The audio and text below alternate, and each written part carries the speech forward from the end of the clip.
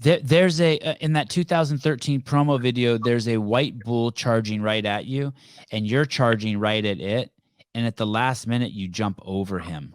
Yeah. Um, how do you do that for the first time?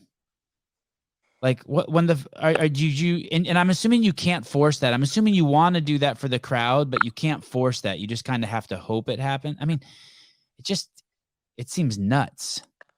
Yeah, so a lot of times when you see us jumping a bull is going back to one of them freestyle competitions. That's another way to impress your judges, gain points, um, and showcase your athleticism as well. So, and there's other times, obviously, I've jumped bulls for no rhyme or reason or no benefit of it other than just doing it to do it and thrilling the crowd. So, yeah, Do you remember it's the tough. first time you did it? How do you remember the first time you jumped over one?